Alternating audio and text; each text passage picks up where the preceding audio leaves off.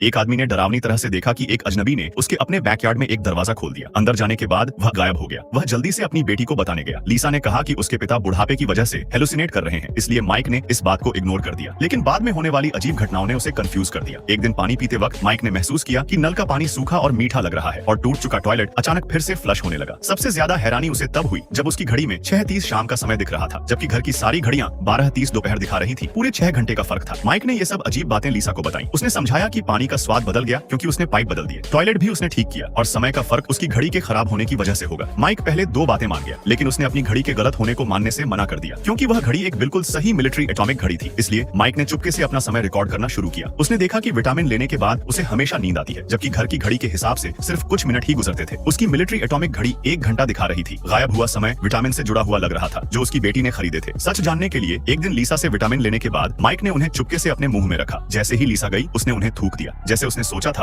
अजनबी फिर से दरवाजे पर आए, इस बार एक डॉक्टर के साथ। सच जानने के लिए माइक जल्दी से कुर्सी पर बैठ गया और सोने का नाटक करने लगा। थोड़ी देर बाद उसे एक स्ट्रेचर पर रख दिया गया। एक आदमी ने दरवाजा खोला और माइक को अंदर ले गया। उसे एक हॉस्पिटल रूम में ले जाया गया। जब उसने सुना कि सारे डॉक्टर चले गए हैं, वह तुरंत बिस्तर से उठा और जांच करने लगा, लेकिन अजनबी ने उसे देख लिया। माइक को जागते हुए देखकर वह आदमी तुरंत घबरा गया। उसने माइक को समझाने की कोशिश की कि ये सब एक सपना है। माइक ने एक सर्जिकल चाकू उठाई और उस आदमी को धमकाया जिसके पास सच बताने के अलावा कोई रास्ता नहीं था। यह सब लीसा ने ही अरेंज किया था। सिर्फ कुछ दिन पहले लीसा के पति ने चुपके से उसके दिमाग में एक ट्रैकिंग चिप लगा दी थी। उसके बाद लीसा डाइवोर्स चाहती थी, लेकिन उसके पति को पता चल गया कि माइक को कैंसर है, इसलिए उसने बदले में माइक का इलाज करने का ऑफर दिया। उसने लीसा से अपने पिता के लिए उसे माफ करने की विनती की। अपने पिता के लिए लीसा मान गई। उसने चुपके से माइक को बेहोश कर दिया और पूरे घर को अपने पति के महल में शिफ्ट कर दिया। यहाँ वह चुपके से माइक का इलाज कर रही थी। सच जानकर माइक बहुत इमोशनल हो गया। उसने डिसाइड किया कि वह अनजान बनकर यहाँ इलाज लेता रहेगा, लेकिन उसने यह एक्सपेक्ट नहीं किया था कि कुछ दिन बाद उसे लीसा का एक डिस्ट्रेस कॉल मिलेगा। मैं हूँ, बायरन मुझे ले गया, मेरी मदद करो।